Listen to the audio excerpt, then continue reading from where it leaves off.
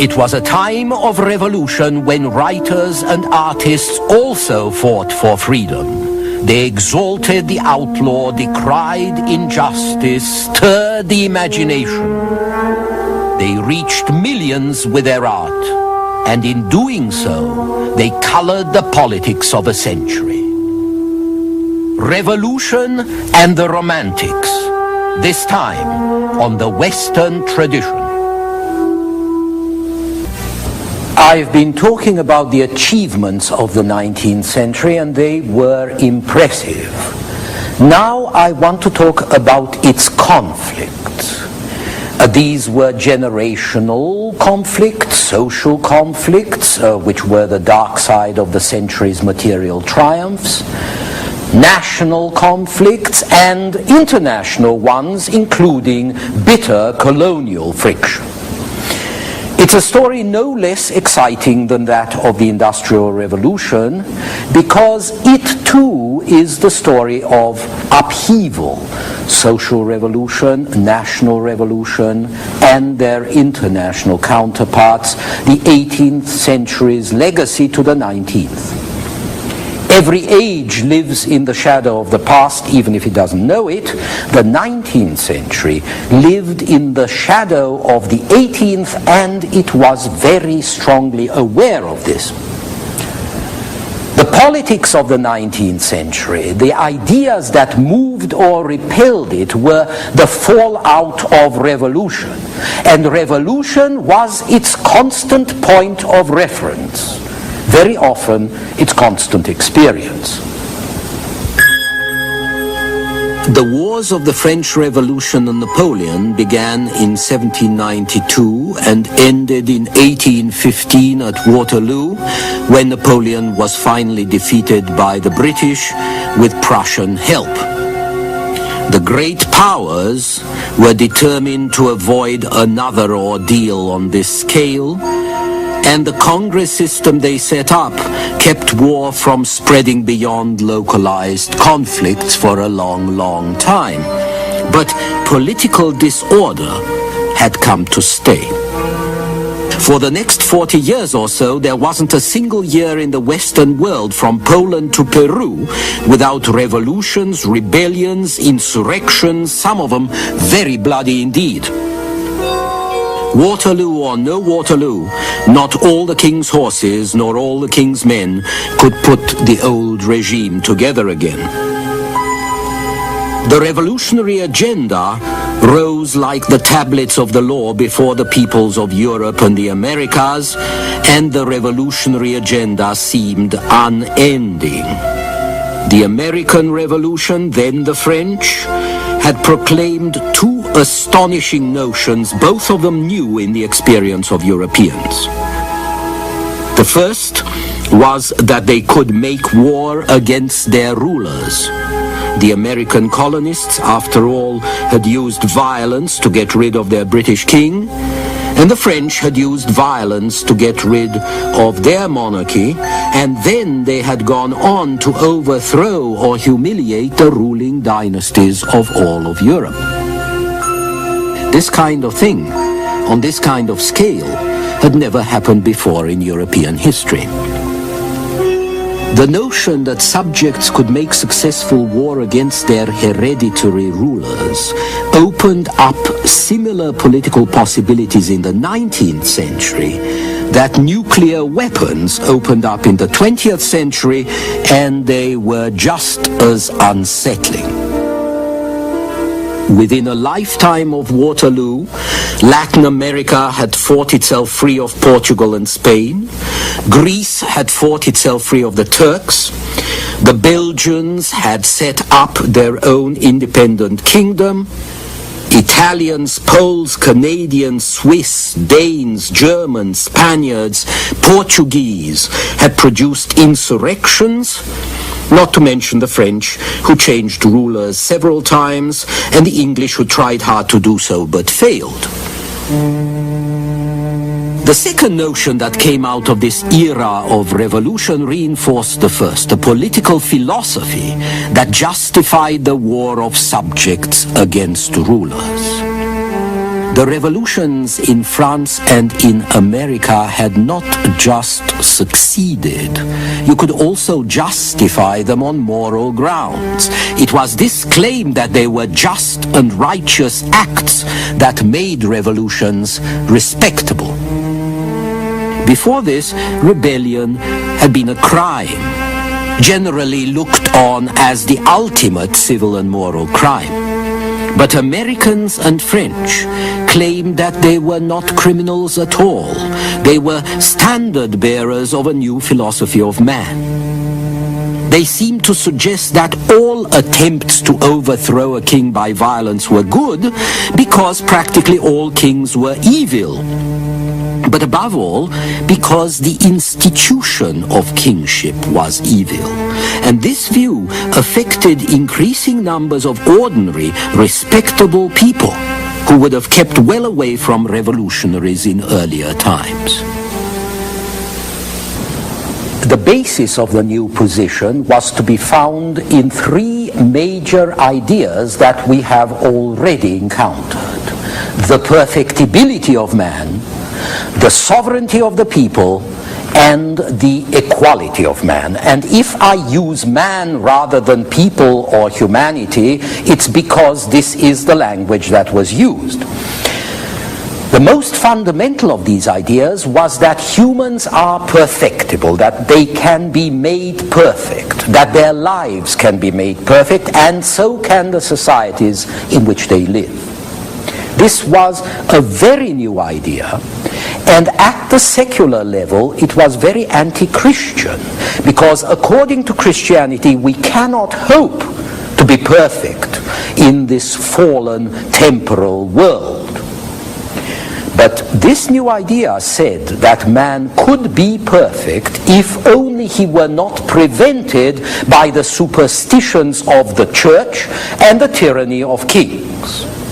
Churches and kings condemn us all to spiritual and temporal slavery, or, as Rousseau said, man is born free, yet everywhere he is in chains.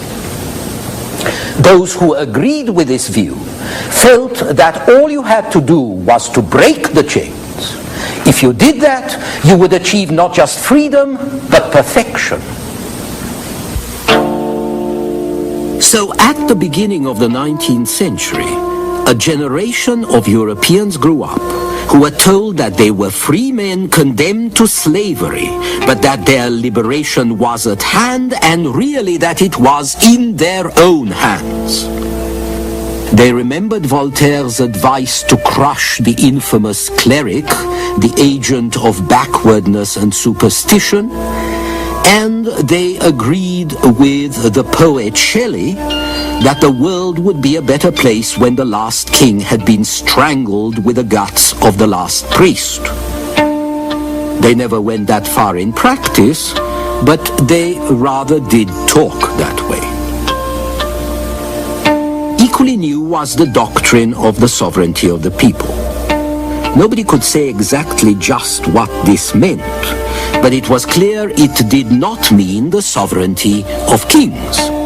Kings, and especially absolute kings, were tyrants, usurpers of the true sovereignty which rests in the people, and so kings should be done away with. Finally, all men were equal and all men were brothers.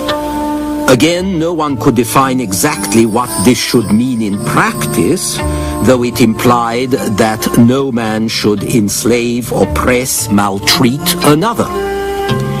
More importantly, it denied that any group of men could claim rights over other folk just by referring to privilege, tradition, property, ancient conquest, or blood, or birth.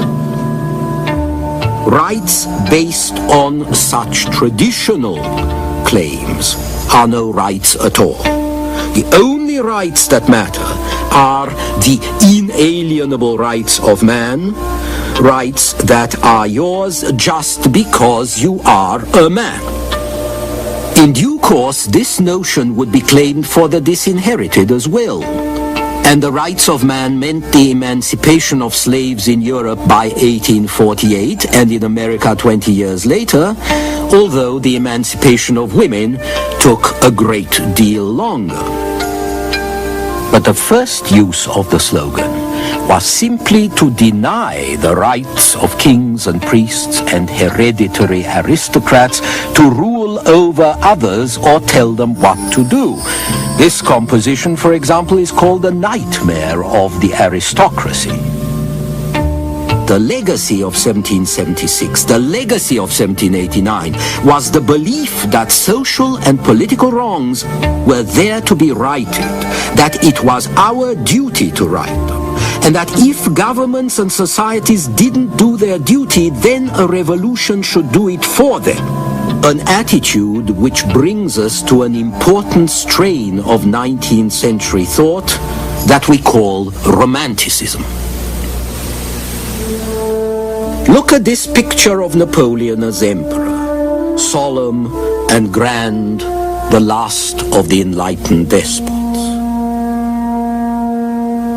Now look at this one, where his youth, his beauty, his conquering aspect are stressed, and the surroundings are wild, not solemn, not orderly.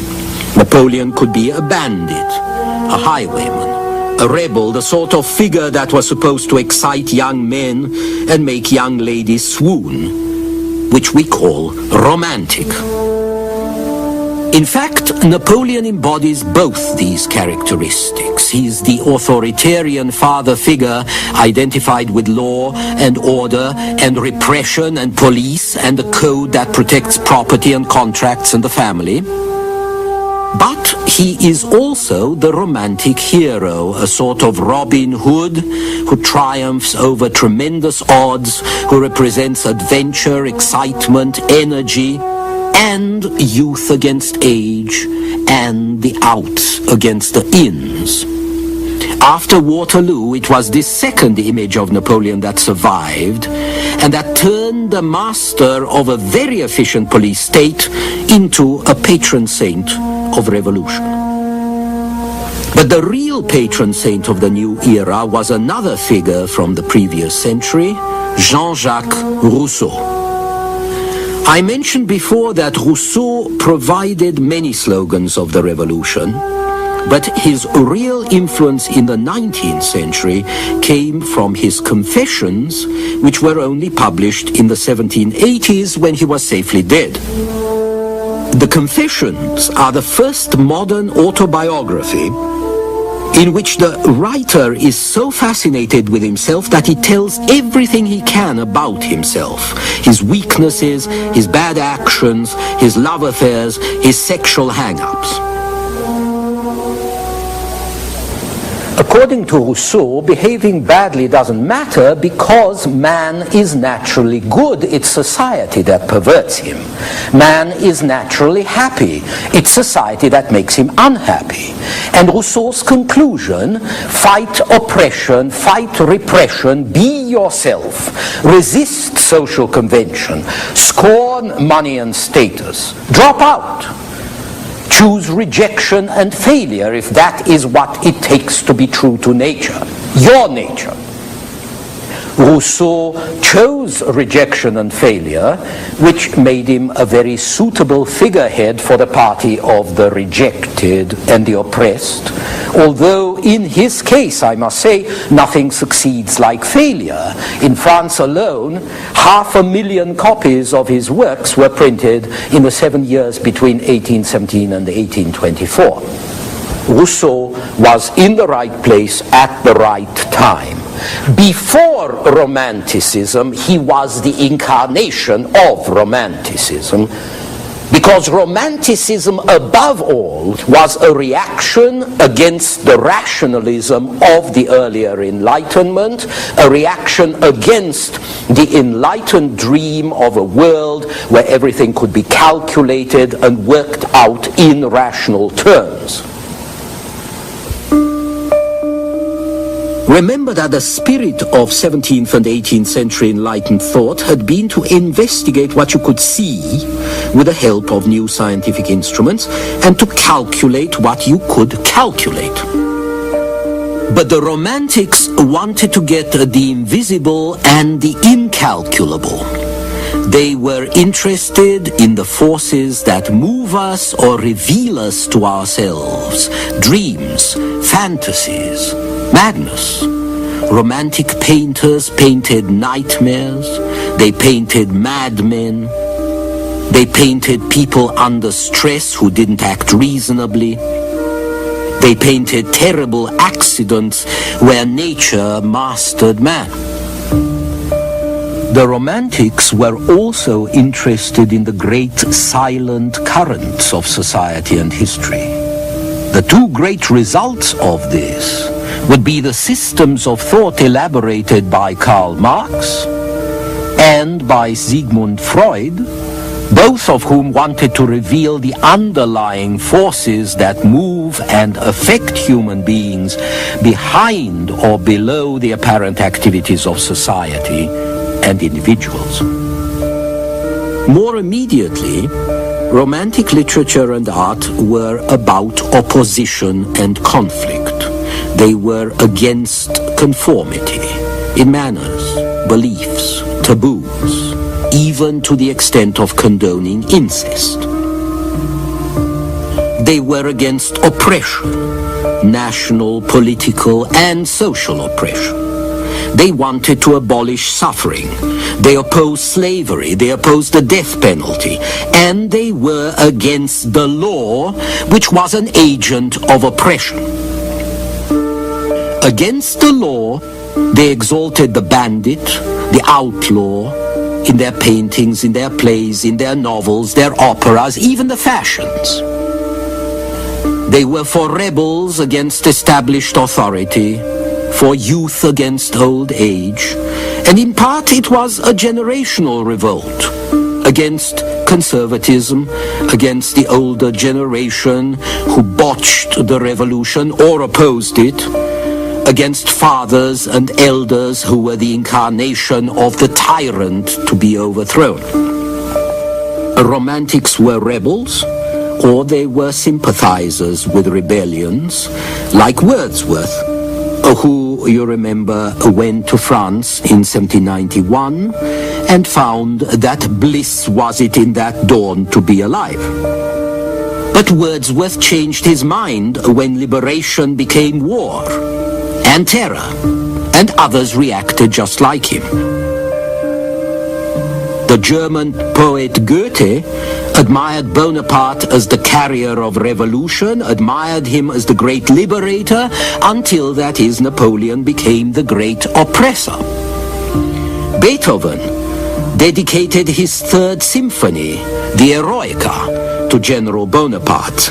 But when on the eve of its first performance he heard that the general had made himself emperor, he tore off the dedication page and almost destroyed the score. Some took longer before they lost their illusions.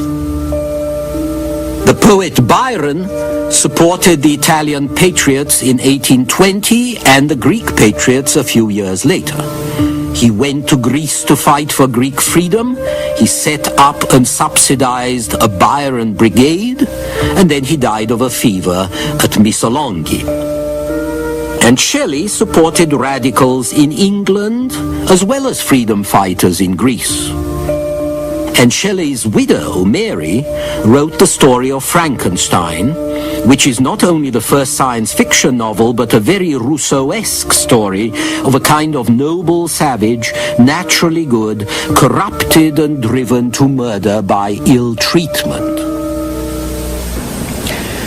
Romanticism also exalted history, the past against the present. The past used to justify and inspire present conflict, present action. The great deeds of Germans or Scots or Greeks or what have you, who deserve to be great again, The rebellions of William Tell or of Robin Hood or of the people of Paris against foreign oppressors or against local oppressors. Probably the most influential romantic of all, Sir Walter Scott, invented the historical novel, a genre that brought the past to life in a colorful, moving way, in stories of adventure, romance, daring-do in picturesque settings. Novels like Ivanhoe, which was published in 1819, didn't just stir the imagination. They inspired pride in being British and, by extension, in whatever nationality you might be. They also inspired a desire to fight against injustice, against intolerance. The heroine of Ivanhoe was Jewish, against the oppression of the weak by the strong and the young by the old. French romantics like Victor Hugo labored the same theme: justice for the people, for the poor, the weak, the oppressed. And one of Hugo's heroes is a hunchback, another is a convict. His greatest success, Les Miserables, is a political and social novel about the virtues of those whom society casts out or crushes. Finally, in Shelley's most famous political poem, which is about England in 1819, we find this, which he wrote after British cavalry had ridden down a crowd of unarmed men and women in St. Peter's Fields at Manchester, killing 11 and injuring several hundred, a massacre which, ironic popular analogy with Waterloo, turned into Peterloo, the massacre of Peterloo. An old, mad, blind, despised and dying king. Princes, the dregs of their dull race, who flow through public scorn mud from a muddy spring. Rulers who neither see, nor feel, nor know, but leech-like to their fainting country cling till they drop blind in blood without a blow. A people starved and stabled in the untilled field, an army which liberticide and prey makes as a two-edged sword to all who wield. Golden and sanguine laws which tempt and slay, religion Christless, godless, a book sealed, a senate time's worst statute unrepealed, are graves from which a glorious phantom may burst to illumine our tempestuous day. I've talked so long about the Romantics because their spirit infused the politics of the century and inspired its major conflicts, both national and social. As a matter of fact, when at the end of the 19th century a French labor leader was asked about his inspiration, did he read Marx? Did he read Georges Sorel? He answered, Lord, no, I don't read this sort of chap. I read Alexander Dumas. I read The Three Musketeers. Now, perhaps Germans were more serious than the French, but I'm sure that British labor leaders read more Walter Scott and read more Dickens, both of whom were romantic novelists, than they ever read Marx. It was the romantic spirit that inspired political and social revolt in England in the 1820s and 40s, in France, the 1830s and 40s and 70s, not so much revolt by the oppressed as by those members of the upper and middle classes who couldn't stand the oppression, couldn't stand the injustice and the suffering that they saw around them. And indeed, there were many terrible things to see, as we shall discover next time. A powerful current flowed through Europe, the current of nationalism and national pride. And as European powers expanded their empires, their rivalries extended all over the world until war seemed inevitable. The age of nation states, this time on the Western tradition. Last time we saw how the Romantics looked at society with new eyes. They saw things that had been there before, of course, but now that they had taken a good long look, they were shocked, they were shaken, and they wanted to do something about it. The Industrial Revolution, the urban explosion, the improvement of communication and information had concentrated the reality and the image of suffering and horror and injustice to an unprecedented degree, just as the fallout of Enlightenment, Revolution, Romanticism made people more sensitive, more ready to be impressed or depressed by human suffering. The wonders of modern industry were matched by the horrors of human industry, or perhaps inhuman industry. Little children working 16 hours a day and getting so tired that they fell into the machinery and were killed or maimed. Men, women, and children dressed in rags, living in pits like bears, several families to one room, with a beaten earth floor covered with mud and manure. The problem was mitigated by reforms which gradually improved the lot of the outcast poor, by the workers organizing to help themselves, by revolution, which accelerated the process of reform, and by the increased production and resources that brought more surplus and more to go around. By the second half of the century, the grinding hunger and misery that so depressed earlier observers had been alleviated. They hadn't disappeared by any means, but they had become less intense.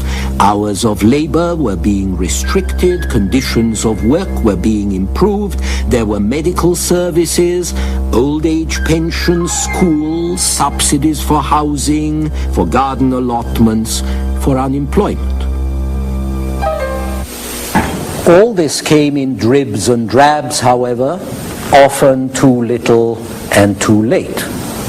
In most countries, social legislation of real importance was only passed at the end of the 19th century or in the 20th.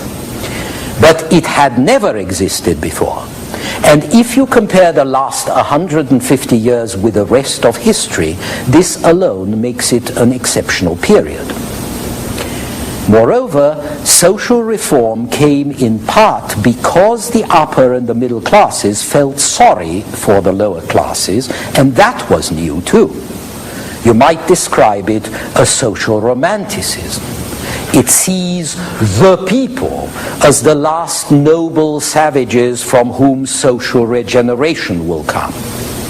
And this point of view, which combines empathy, charity, and guilt, this point of view is still with us today. Reforms also came because more people got the vote. By 1914, every male had a vote, even in countries like Austria and Italy, which had lagged behind the rest. Universal male suffrage meant that politicians who wanted to be elected had to mind the interests of broader and broader sections of the electorate. On the other hand, one shouldn't exaggerate electoral pressure because social reforms came before voting rights in places like Germany, and they were slow to come in places like France, which had universal suffrage quite early. Still, the vote was a factor in reform, just as it was a negative factor in the case of women, who, having no votes, found it hard to put pressure on politicians whom they needed to grant them the vote. By 1914, Women went to the polls only in Finland and Norway, although this was about to change as well. And it was close to change in England, whose women were about to get the vote just before the war and did get it just after. The fact that reforms came because there were more resources to go around inspired or confirmed ideas that you might call social utilitarianism. Organize the economy properly and you solve the social problem. Organize production and distribution and you eliminate poverty. The great figures of this school were the Comte de Saint-Simon in France and his secretary Auguste Comte, who was a mathematician.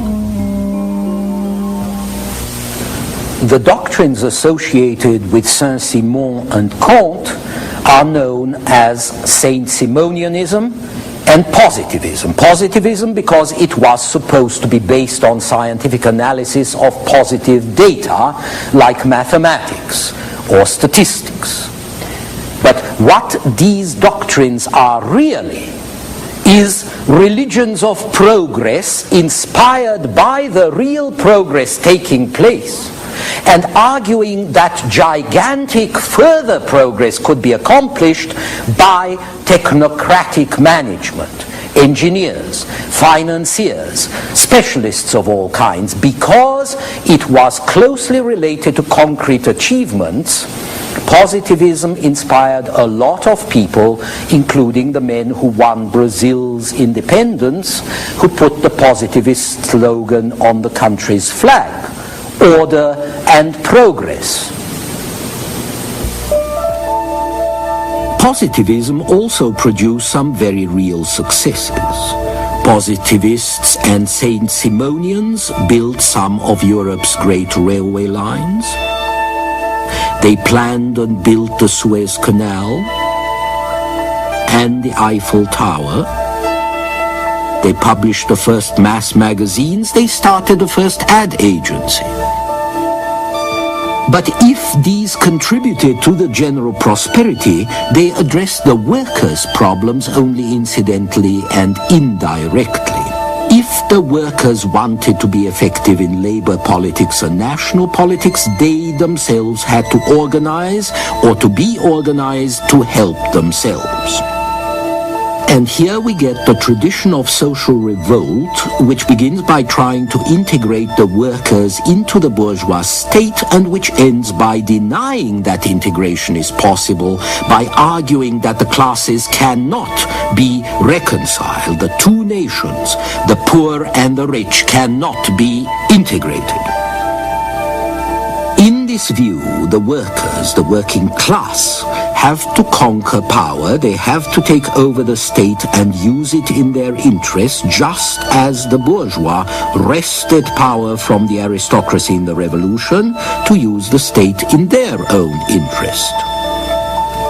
As Karl Marx declared, only when the working class has conquered, only then will liberty and equality reign, because then there will be no class left to oppress or be oppressed.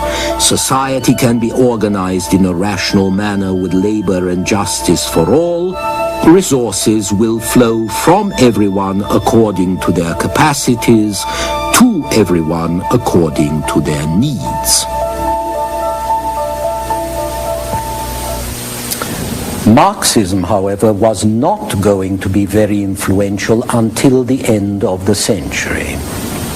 But the several doctrines that tried to integrate the underprivileged by reform or by revolt prodded the social evolution along, made everyone more aware that this was an issue, and colored the politics and the atmosphere of the time.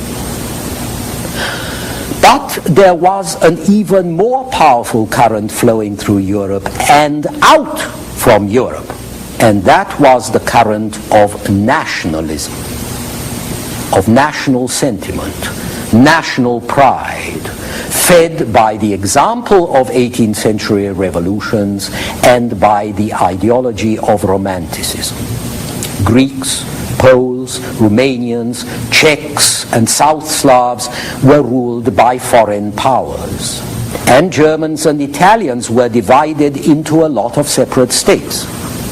But, as everyone knew, men could only be free as citizens of their own nation, not as subjects of some foreign ruler. This attitude is what inspired the Latin Americans to rise against their Spanish and Portuguese masters. It inspired the Greeks to rise against the Turks.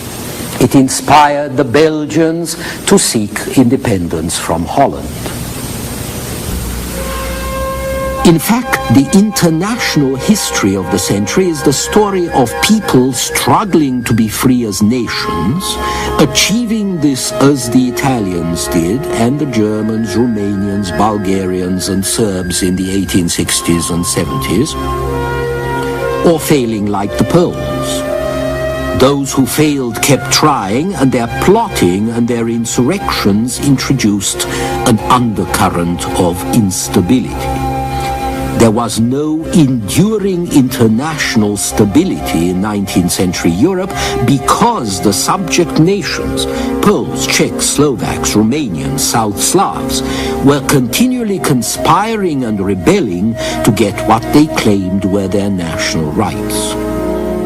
The two great revolutionary explosions of 1830 and 1848 especially were times of national revolution, when peoples either revolted for independence or for the right to unite in one common nation-state. The 19th century was not a terribly warlike age in Europe, but the wars that were fought were almost all over national issues. The unification of Italy, then of Germany, then of Balkan countries, until general war broke out in 1914 precisely because the South Slavs wanted a united nation of their own. And when the First World War ended, the national aspirations of the 19th century were finally answered. Europe, from Russia to the Atlantic, was a Europe of nation-states. But in the 19th century, economically, the affairs of Europe and the rest of the world were run by the advanced countries, and to an important extent from places like the Bank of England here. Politically, international affairs were in the hands of the great powers, a term invented at the time of the peace conference after the Napoleonic Wars, the Congress of Vienna, with Britain, France, Russia, Austria, and her Habsburg Empire, and Prussia, which in 1871 became the German Empire. Then, in the 1870s, a unified Italy joined the group. These were the great powers, and you will notice that the United States was not one of them, partly because it was busy in its corner of the world, partly because nobody could imagine a non-European country being a power at all. The great powers squabbled, but for the most part they ran the world as an informal club. In the first half of the century, the two major powers were Britain and France, who combined industrial development and large population. In the second half of the century, the two major powers were Britain and Germany for the same reason. The original object of the Great Power Club was to prevent anything like the French Revolution from ever happening again. The French Revolution haunted the 19th century as the Russian Revolution was going to haunt the 20th century. And there is no understanding international politics in this period if you don't bear that in mind. Revolution kept breaking out in the early 1820s, in the early 30s, and especially in 1848-49. But whenever revolutions got out of hand, the other powers intervened to help each other put down a rising. And even more important, the motives for revolution were being whittled down. One big revolutionary demand in Germany, as in Italy, had been national unification. But that was achieved by 1870 not by revolution, but by conservative power politics handled by intelligent statesmen like Bismarck. Men like him, and like Napoleon III in France, realized that the radicals could be diffused by carrying out the less radical part of their programs. Higher productivity, economic improvements, and moderate reforms made this possible. The great powers like Queen Victoria's England were also determined to avoid anything that would weaken them, anything that would let revolution through. And the first thing they wanted to avoid was any large general war because they thought, and rightly, that war would advance revolution. So the European wars of the 19th century tended to be marginal, as in the Crimea seen here, or in the Balkans. Or else they were bilateral. France against Austria, Austria against Prussia, Prussia against France. On the whole, however, the century from 1815 to 1914 was the longest period without general warfare in the history of Europe since Roman days.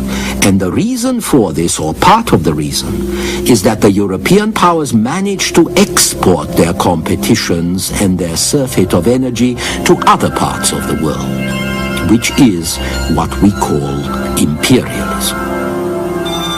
Overseas politics had always been part of a great power politics. But in the 19th century they became more so because European politics were world politics.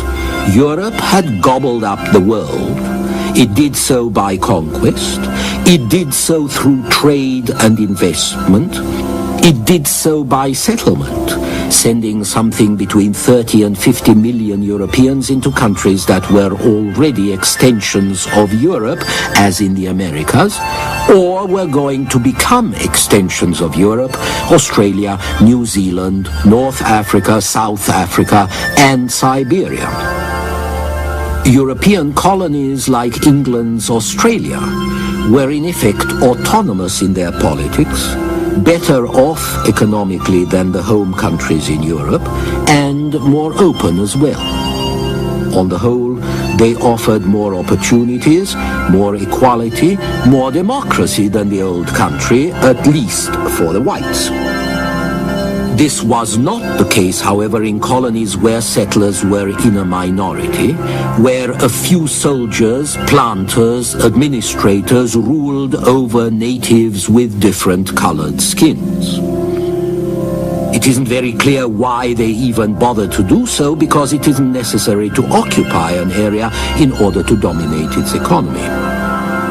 The British controlled the economy of Egypt probably more effectively than they did Australia's. And they made more money. Economic control was more economical than colonial conquest and occupation. If the world was nevertheless divided up in this unpractical colonial way, it was in part because great powers and small are not always moved solely by rational interest. There was a sense of adventure about the colonies, the sort of thing you get in Tarzan stories. There was a sense of mission, bringing Christianity or hygiene or decent government to what the turn of the century described with no embarrassment as the lesser breeds without the law. We can laugh now about the white man's burden, and there was a lot of hypocrisy about it, and brutality, and stupidity. But then again, the slave trade in Africa, which was carried out by Africans and Arabs, was only put down by white officers and missionaries, recent converts to anti-slavery, and a lot of diseases were treated, and a lot of overpopulation problems were inadvertently caused by the intervention of white doctors. But the main reason why the great powers got themselves into colonial possessions was because the rivalries of European powers competing for supremacy in Europe were spilling over into the rest of the world. A great power, by definition, had overseas possessions, and it had a fleet. The British had both. The French had both. So when the Germans became a great power after 1870, they had to have colonies too, and a fleet, despite the trouble and expense these caused them. Even the Italians, once they were completely united in 1870, started to think that they would like to look like a great power, and so they started to think about colonies. In any case, European rivalries, economic and political, extended all over the world and filled the 30 years before 1914 with international crises arising out of colonial conflicts. This is an American cartoon of Russia's imperial ambitions. None of these crises actually produced world war, but their accumulation produced the expectation of a major conflict and made it seem unavoidable sooner or later. And it's not surprising that when World War finally came in 1914, it began in what you might describe as the last colonial or the last decolonized area of Europe, the Balkans.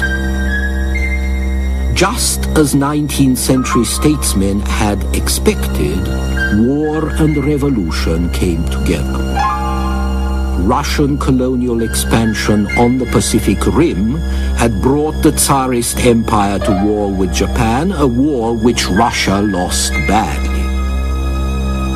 Its humiliating defeat destabilized the Russian Empire and brought revolution there in 1905. This revolution was put down, but not before it sparked sympathetic revolutions in Russia's even more backward neighbors, Persia, China, and most important, Turkey and its decrepit Ottoman Empire. With Turkey in chaos, her Balkan subjects and ex-subjects started to fight the Turks and each other. This upheaval in the Balkans threatened in turn another archaic empire, that of Austria-Hungary, the Habsburg Empire, which ruled over a great many southern Slavs in what is today Yugoslavia. So the First World War was going to break out in the darkest Balkans, because the interests and the fears of three archaic empires met there and clashed with each other and clashed with the revolutionary national ambitions of Serbs, Croats, Bulgarians and Greeks, not to mention Italians, Montenegrins and Albanians. The crisis that began the war arose when the heir to the Austrian throne, Archduke Franz Ferdinand, was murdered by this Slav student terrorist in Sarajevo, the capital of Bosnia, which was then part of Austria's empire. It was commonly believed, and rightly, that Serbia, an independent Slavic nation, had a hand in the assassination, and so Austria, backed by her ally Germany, confronted Serbia, which was backed by Russia, which was allied to France and aligned with Britain. None of these powers really wanted war, but everyone was prepared for war, and the more prepared as a result of the long series of colonial crises. So the great power network designed to avoid hostilities by mutual deterrence helped to bring it about. Within weeks of Franz Ferdinand's murder, most of Europe was at war. So a century that started with a war that was finally decided at Waterloo in 1815 really ended in another war that was finally decided on Flanders fields not far from Waterloo in 1918. And a century which opened with an era of revolutions in Western Europe ended with an era of revolution in Eastern Europe. But that is another story for another program.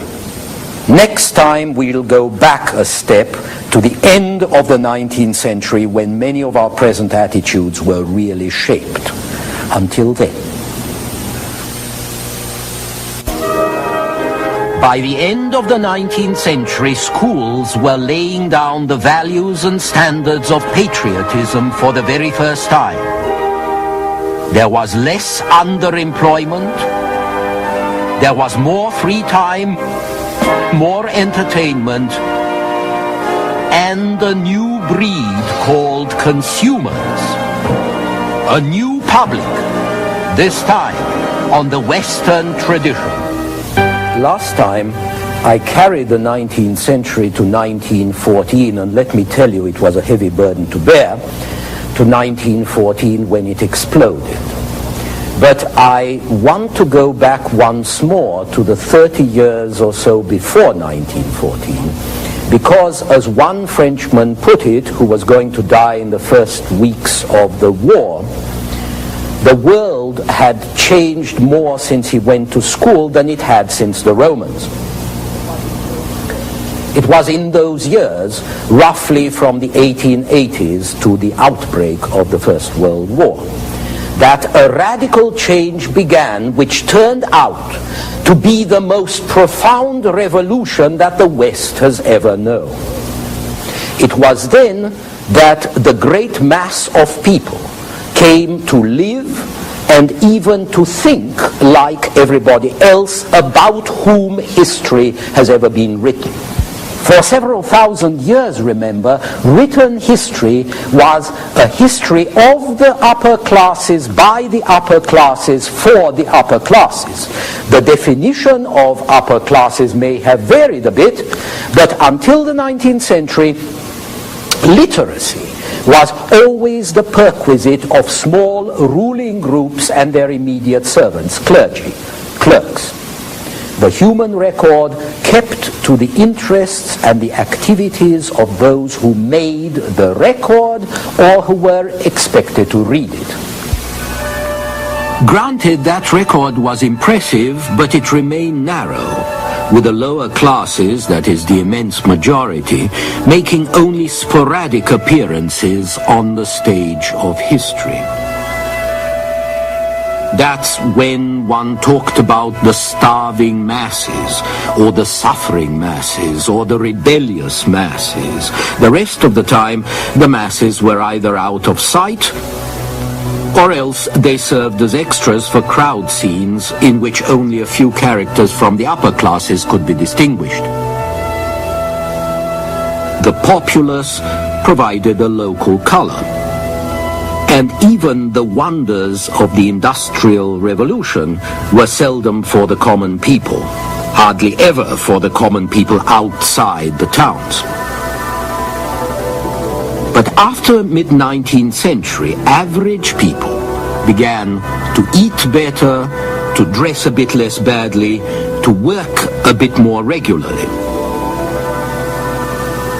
And they could also admire the material progress around them, the gas lights, the electric lights, and so on. The two nations were still a social reality, but they were evolving into something else, an evolution that was gathering speed.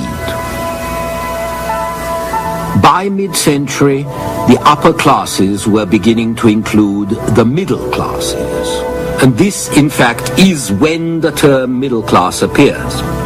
And the middle classes were expanding in numbers, and they were diversifying as well.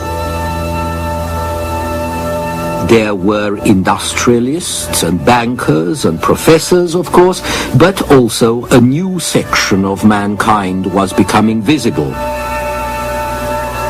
Shopkeepers, shop assistants, clerks, artisans, civil servants, commercial travelers, and mechanics. They were literate now, they had more time and money, and they had become economically and politically significant. But there were still 3/4 of the population who remained insignificant and largely invisible. Most of them were peasants. Even a lot of the workers that we would call industrial, miners, weavers, potters, still lived in villages, still took time off for harvest. In 1850 and 1860, these people still lived very much like their ancestors. Their diet was largely vegetarian because meat was expensive and rare. Now, the homes of such people were primitive. Many had no windows because there was a tax on doors and windows. Many families shared their quarters with a family pig or goat or chicken.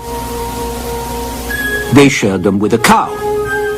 Many had never seen a town. Very few had seen more than the local market town. They were not part of a market economy, still less of the national economy. For people like these, national politics as we know it were meaningless, something that others did far away.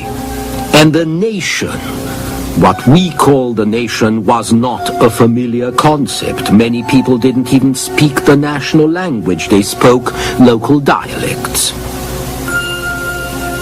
A lot of the peasants also used local measures, as they had done in the Middle Ages. A bushel might mean something very different in a village like this one from what it meant in the village 10 miles down the road. Even the national currency was largely irrelevant because most people handled cash so rarely. They were attached to their village, their valley, their fields. They had a relationship with neighboring communities, with a nearby town. The state was something very vague. The state was related to tax collectors and customs men who evoked a lot of law-breaking and rebellion. It was related to soldiers, to policemen, to all kinds of intrusive forces that made a hard life more difficult. In remote regions, many people didn't even know that they lived in France or Italy. They didn't know what nationality they were. They didn't know what nationality meant. And for a long time, when they got the vote, they voted the way the landlord, the priest, the mayor, the village usurer told them to vote. All this was just beginning to change in Europe 100 years ago, and this is what I want to talk about in this program and in the next one, the process of social, economic, cultural, national integration. Why it happened, how it happened, and how it affected people's lives. First, why? By the last third of the 19th century, Western Europe was divided into nation-states. The theory of the nation-state was that all its subjects were citizens, subject to the same law, sharing in the national sovereignty which provided the authority of the state. This meant that they had a say in the making of the laws, at least by electing the legislators. And it meant that they had to understand the laws and the process of election and the process of legislation. So they had to have a common language. A country full of people who couldn't understand each other wasn't a nation. Its people were not fully citizens. If you wanted them to obey laws, pay taxes, serve in the army, not reluctantly or resentfully, but freely and willingly, you had to persuade them that this was their country, that the state they served was their state. The first thing to do was to enlarge people's horizons, to show them that their fatherland was more than the village or the valley more than Brittany or Tuscany or Kent, that it was really this hitherto abstract entity called France or Italy or England. This was going to be done primarily in school. The last third of the 19th century is the time when schooling became public, universal, compulsory, and free. There had been school before, of course, and a lot of children, even the children of simple people, had gone to school. And some had even learned something. Some got on in the world. But never before the 1880s were all the children of Western Europe taught to read and write, even the girls, who hardly ever went to school before. And this was important because it meant that by 1900 or so, all young adults within the territory of a given nation state had acquired a common identity. They knew that they were French or German. They spoke the same language, and this affirmed their identity. The certificate you got when you left school at 13 or so, this replaced First Communion or confirmation as the symbol of emancipation and growing up. It became a key to getting a job just at the moment when the modern economy was producing new jobs, new opportunities of social mobility for simple people on the railways, in the post office, the police, and so on. If you served in the army, as most young men did, you couldn't hope to become a non-commissioned officer, a corporal, a sergeant, without a school-leaving certificate. And for the exceptional boy, we're still talking only about boys, you notice, for the exceptional boy, a good performance in school offered the chance of a scholarship, access to more advanced education, perhaps to the university, from which you could graduate into the lower reaches of the upper classes. But it isn't enough for schools to be there for children to go to school. Schooling is not such a pleasure that children are eager to attend. And parents are not always eager to sacrifice the labor, the earning power of their children in exchange for book learning.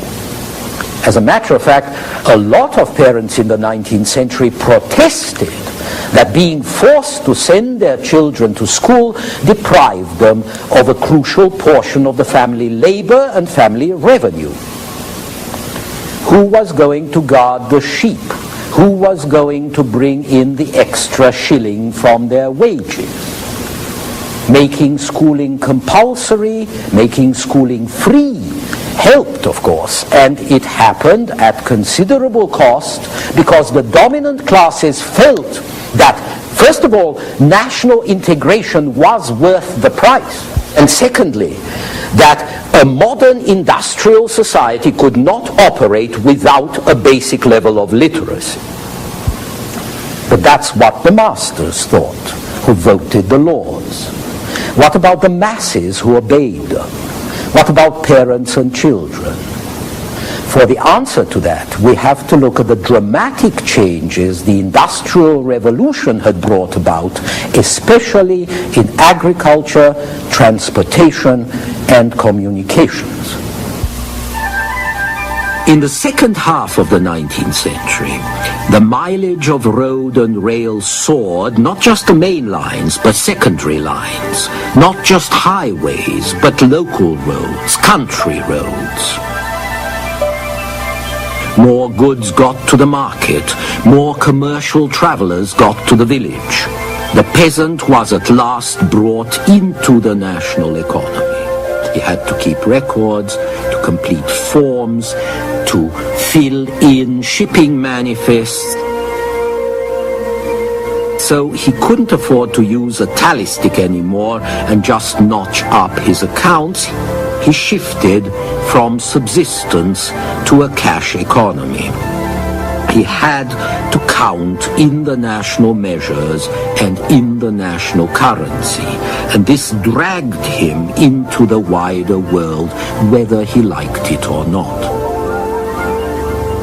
So eventually he was glad to have his child go to school, to learn the language in which to deal with officials, to learn how to write and how to reckon so he could write letters and keep accounts, to learn how to read so he could read a will or a contract or even a newspaper for fun. And the child knew that the school certificate was his passport, and especially her passport, because girls were much more eager to get away than boys, a passport for leaving the village and finding a better life in town. But schools were not only useful and relevant, they also laid down the values and standards of the brave new world, patriotism, and the civic duties that went with it, obeying the law, paying taxes, doing your military service, or producing children for it. These first generations to go through school were more law-abiding and more patriotic than any before or since.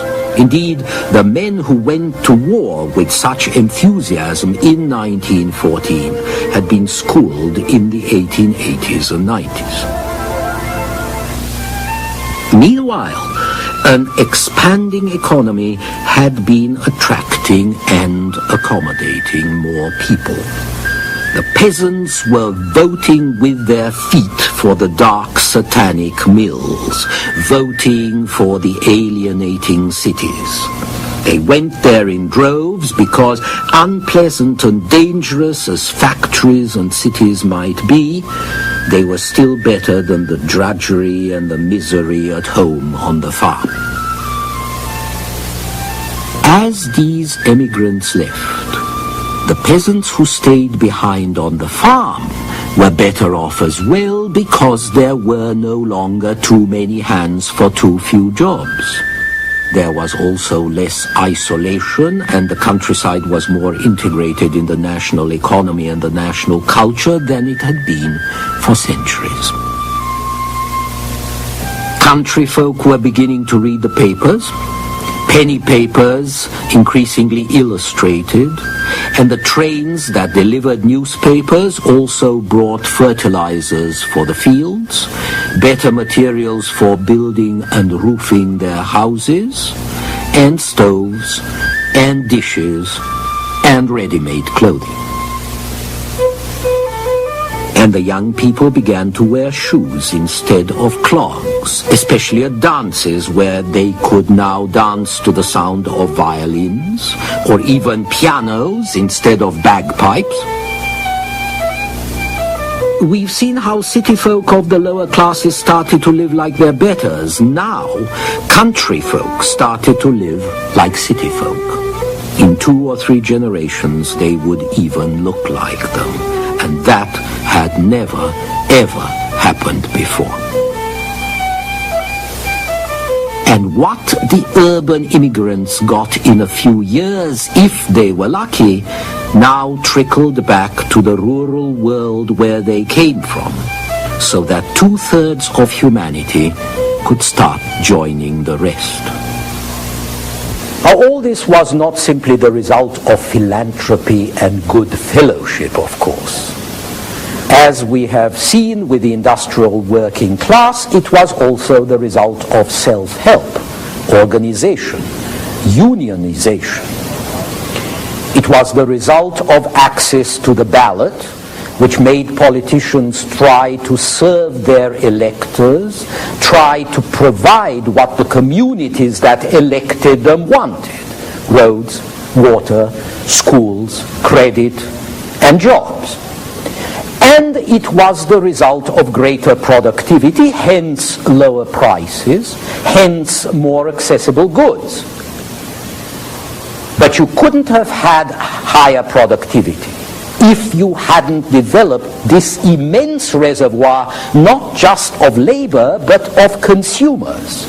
if you hadn't turned potential consumers into actual consumers and enabled them to earn the money with which to buy the clothes, the equipment, the small luxuries everybody always wanted but never could afford.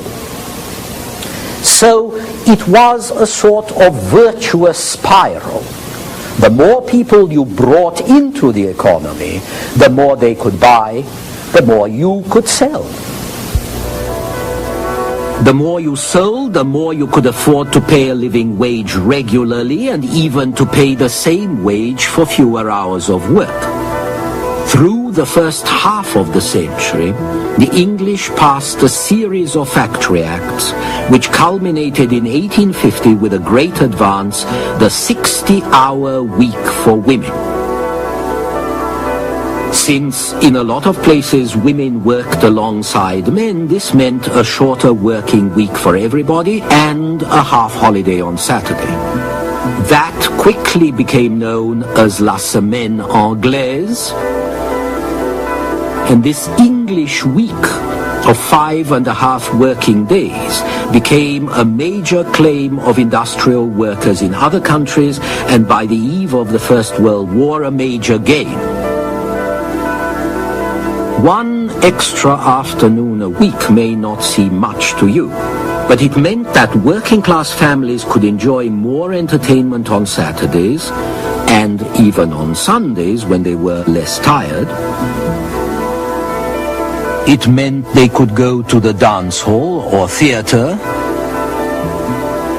and by 1900 they could watch movies, invented in 1895 or 96, as a kind of music hall attraction. They also had more time to read the papers and to enjoy the spectacular side of electoral politics, which provided entertainment and spectator sport at a time when entertainment was still rare. So, advances in the welfare of the masses, urban and rural, were related to the economy and to the implications of national unity. But they were also affected by something a lot less obvious, the new doctrines of evolution and natural selection.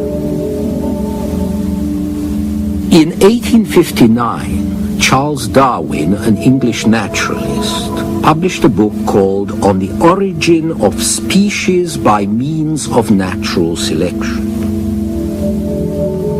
Darwin argued that animal species did not originate in a divine act of creation as portrayed in the Bible. They evolved as a result of natural change over time, taking or missing opportunities to adapt to an environment which also changes. In another book he published in 1871, called The Descent of Man, Darwin linked human evolution quite explicitly to the higher primates, specifically and shockingly, as his critics put it, to hairy quadrupeds furnished with a long tail and pointed ears.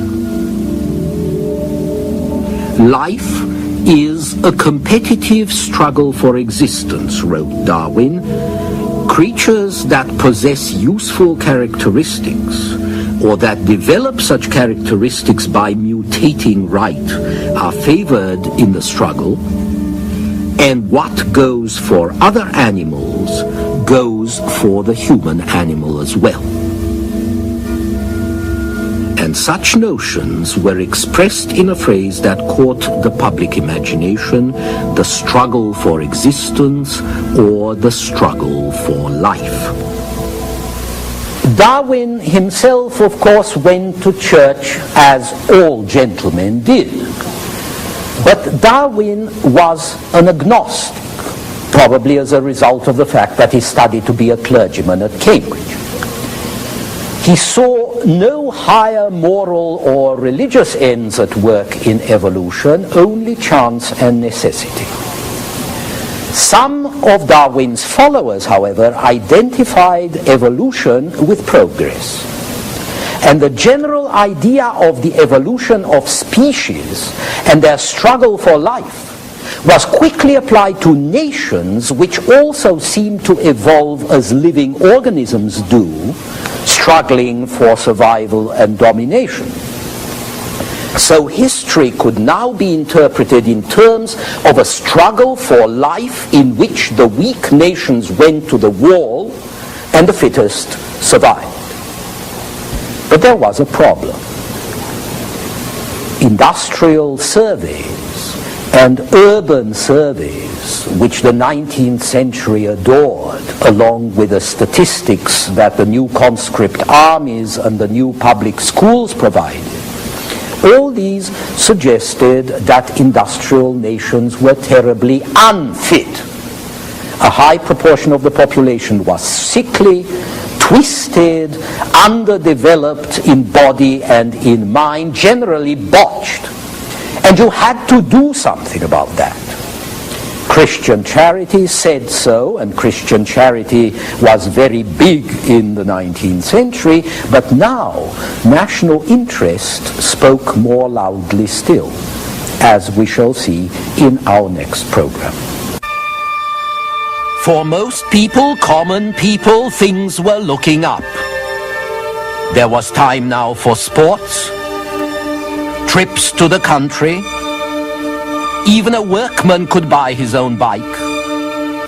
But for others, the artistic, the rich, it didn't feel so good. The rabble was everywhere, standards were lower, doom was at hand.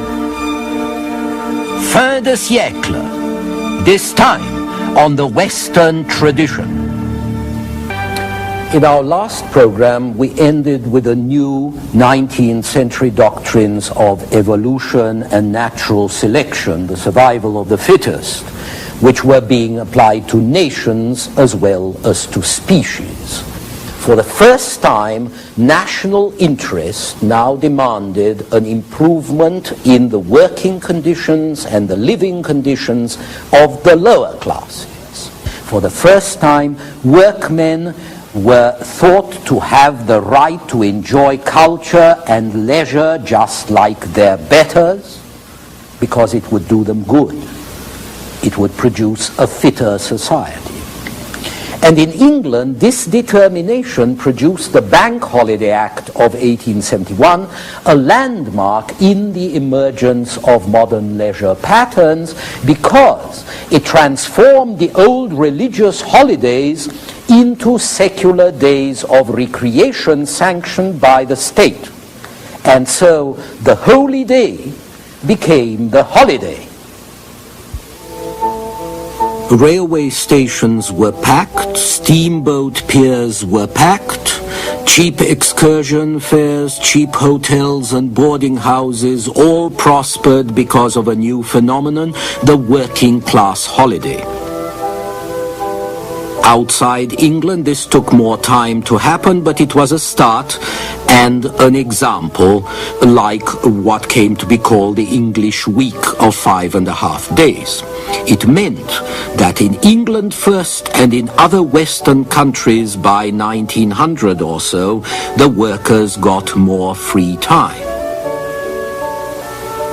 Since there wasn't much to do with the free time, much of it was spent drinking, beating your wife or whatever, so everybody who was anybody began to try to make sure that free time would fill with wholesome activities.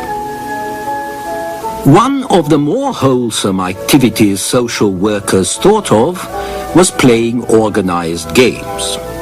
For one thing, it used up energy which might otherwise explode into violence or crime. For another, it could remedy the physical degeneration of the people. Help the people to become physically fit, and their morals will also improve. Churches, schools, industries all agreed that the best thing working-class boys and working-class men could do on a Saturday afternoon was to play ball games. The next best thing was to watch other men play ball games. So, through the 1870s and 80s, literally thousands of teams were founded by church organizations. Trade unions, factories, railway workshops also set up teams, and some of England's great football clubs started this way. Football, of course, meaning soccer. But the greatest inspiration for sporting activities came from the schools. After 1870, English towns had an educational system that drew all the local children into its net. By the end of the century, thousands of spectators were actually paying to see the finals of local schoolboy competitions. They were also paying to see games being played on new grounds, some with covered stands, some provided by the local authorities. The literacy generated in the schools laid the basis for the mass readership of new-style popular newspapers that gave a lot of coverage to sports. Many people read newspapers just for the sports pages, as they do today. As the games caught on, the commercial spin-offs became increasingly important. Sports sold papers, but they also sold special equipment: jerseys, shorts, boots, and tonics to strengthen the players, and embrocations for sore muscles, and patent medicines to heal them, and beer to console them. But interest in sports reached further than that. The Post and Telegraph were crucial for setting up national schedules and to bring the news of game results. Train and tram were essential for moving large numbers of fans to parts of their own city where they had never been before, let alone to other towns where they went to support their team. Accessible tram lines for working people helped them get to work, but also to the stadium. Cheap railway fares for special occasions, which had been used to get people to exhibitions or to pilgrimage shrines, were now allowed for cup finals, which drew over 100,000 by 1901, as well as for weekend travel. So the lower reaches of the population were being freed and being encouraged to enjoy the first benefits of a technically advanced society. Leisure time, more money, improvements in education, transport, communications produced the need, the desire, and the possibility for leisure and recreation. And the process was not unique to Britain. It could be seen in other societies like Australia and the United States, where mass recreation became a feature of late 19th century life. Most of the time, games radiated out from Britain. Soldiers and colonial administrators carried cricket throughout the British Empire, and it's interesting to see sailors and businessmen and mechanics carrying soccer throughout Europe and overseas. By the 1880s and 90s, soccer was being played in Austria and Russia and Turkey and Scandinavia and all over Latin America. There was also rugby, which was played by students. Rugby was more complicated than soccer and harder to play without getting dirty, so it wasn't as popular. It was more of an upper-class game.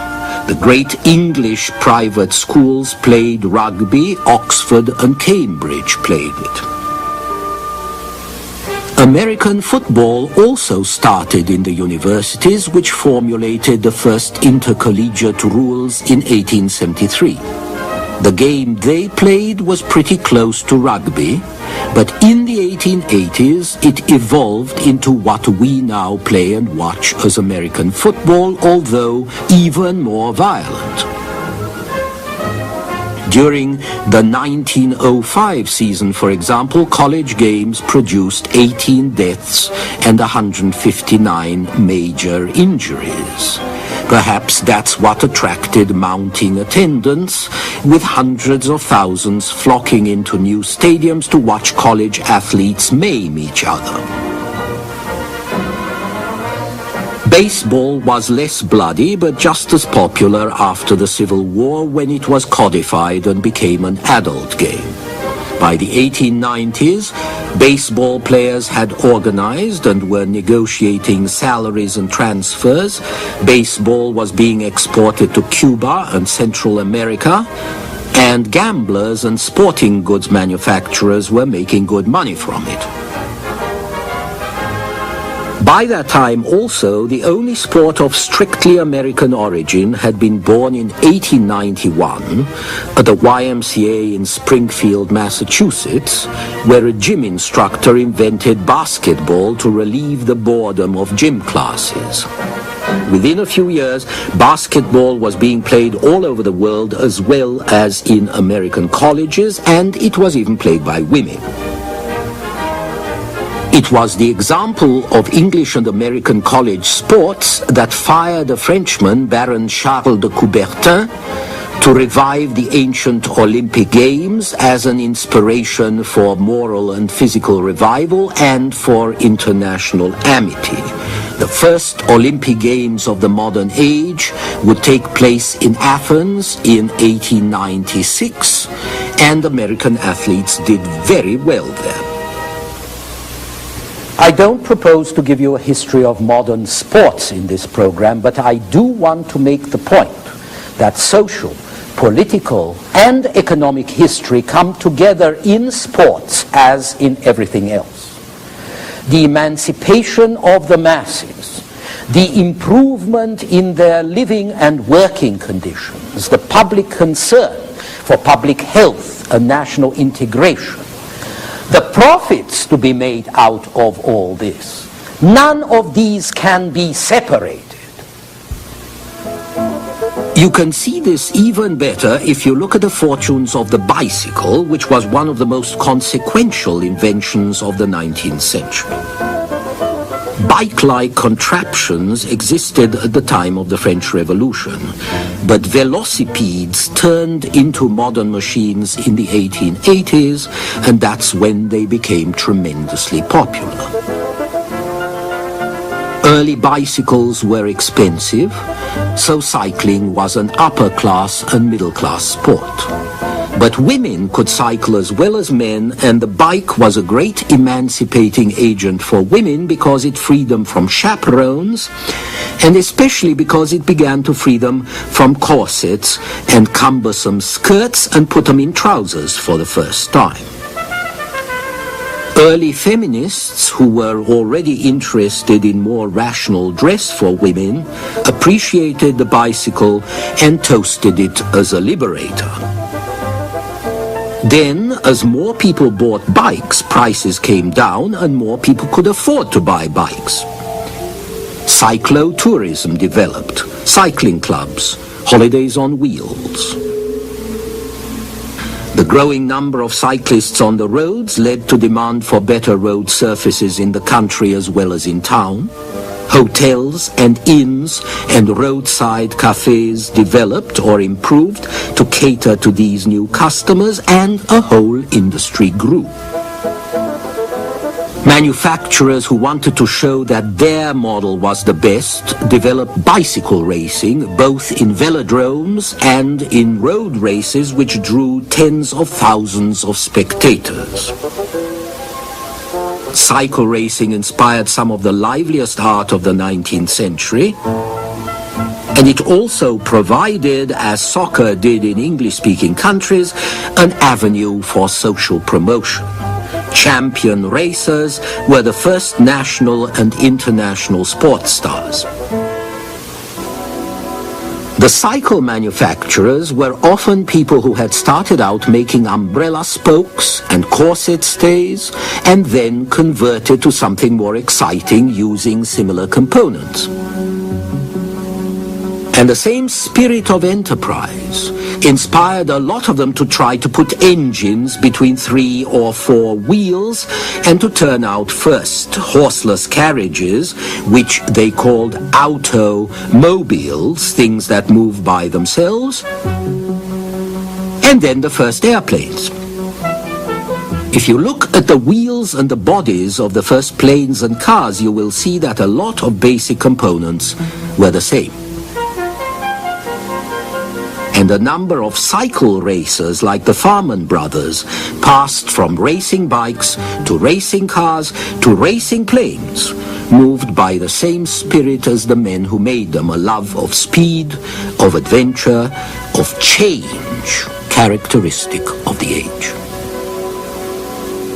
But the most important thing about the bicycle was that it represented the first mechanical contraption that could match the horse and which didn't eat hay or foul the streets or need a stable.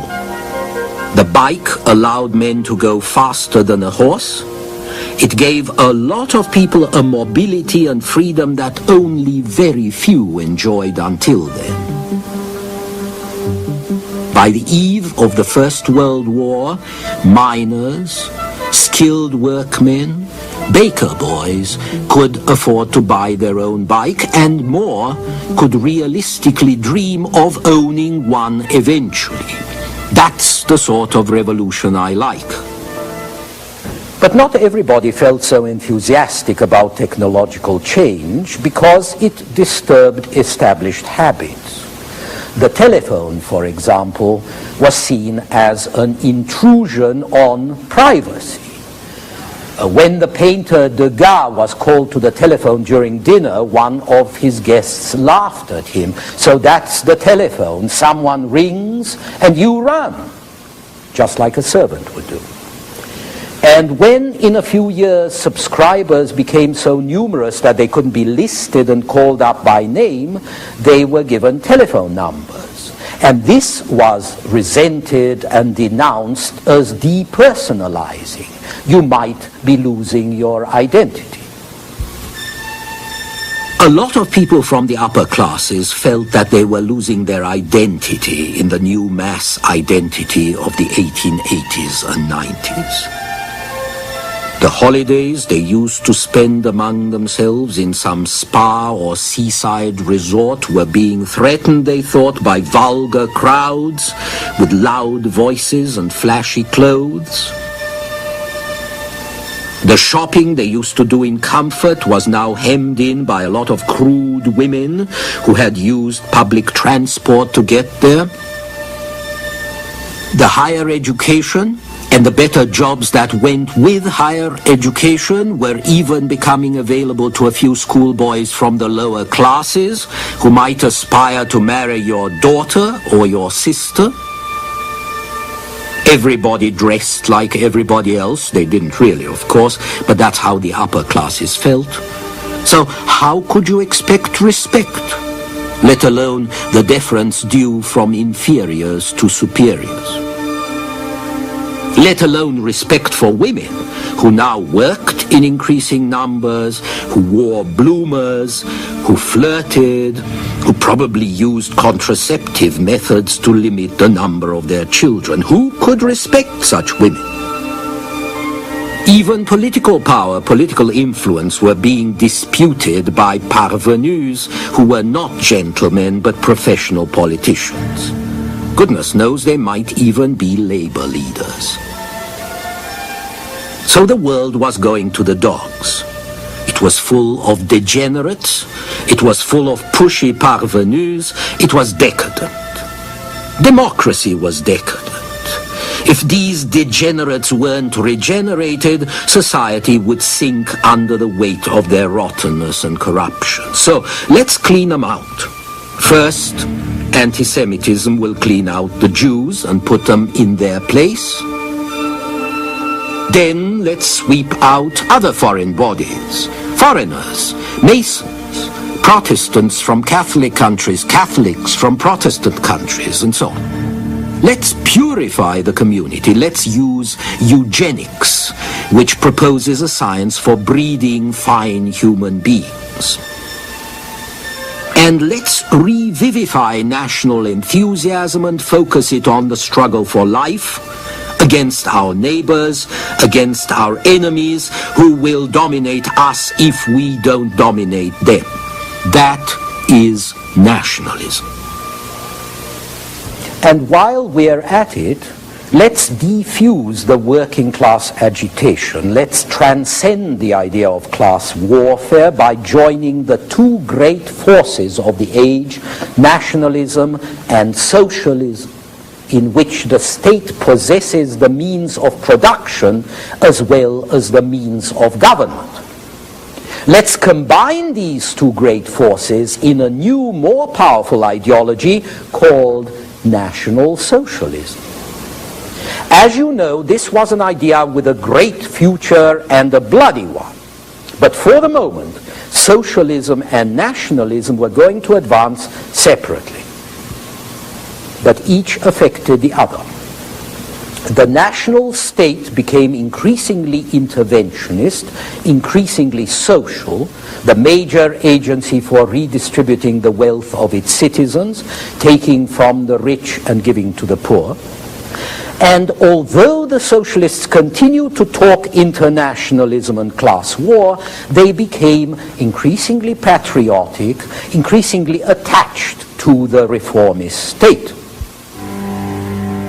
In 1914, the workers went to war as enthusiastically as everybody else, and the socialist parties dedicated to peace voted for war credits along with everybody else, in part because they were patriotic, in part because their nationalism persuaded them that the workers' interests were better served by defending their own country against enemies whose social politics would be more backward, more reactionary.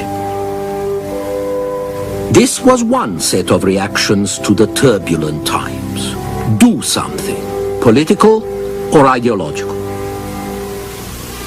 But one man's progress is another man's perversion, and the integration of some looked and felt to others like debasement, decadence, vulgarization.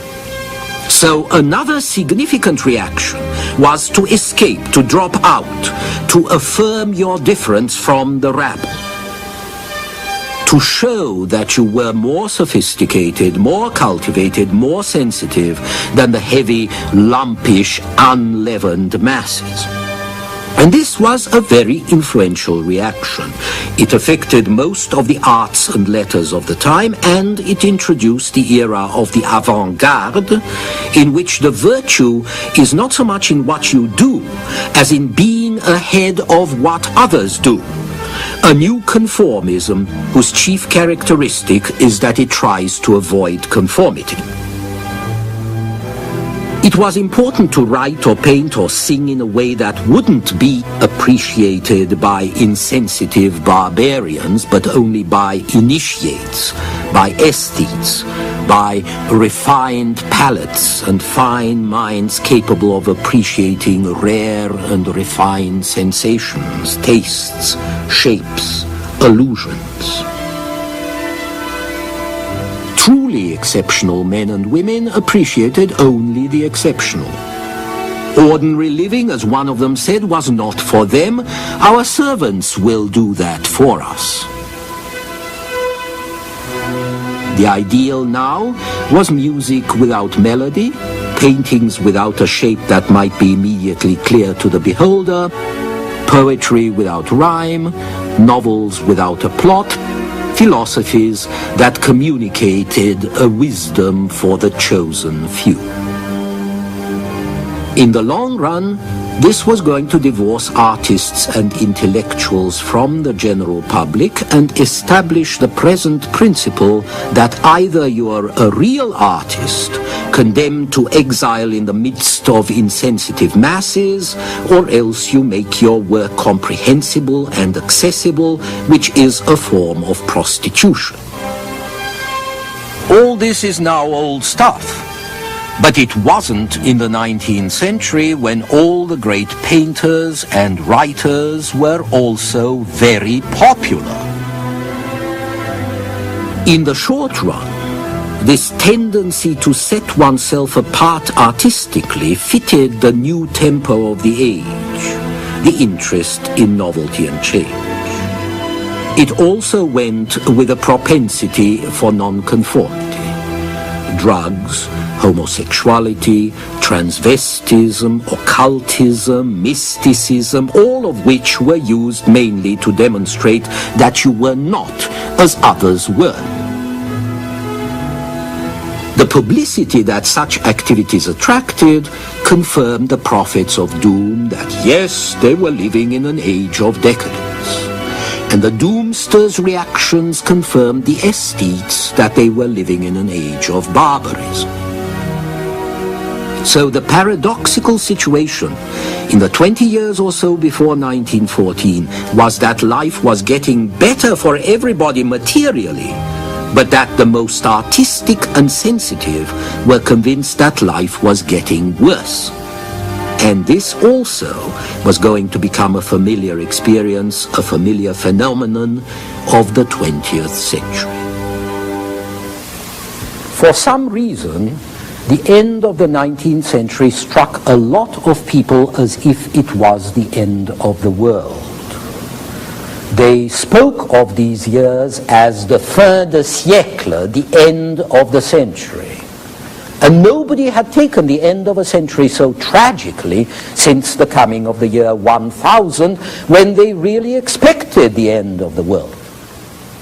Now, looking back now, it all seems rather silly, but in the end, 1914 really was the end of one world, the end of a way of life and the beginning of another, more popular, more democratic, more mass-oriented. So both the ends and the beginnings were to be found in this era.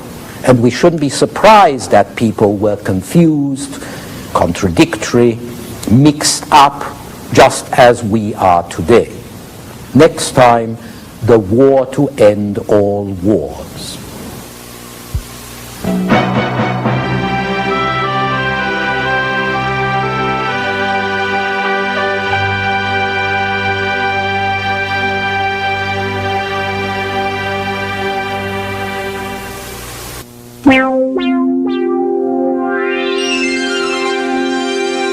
Funding for this program is provided by Annenberg CPD to advance excellent teaching.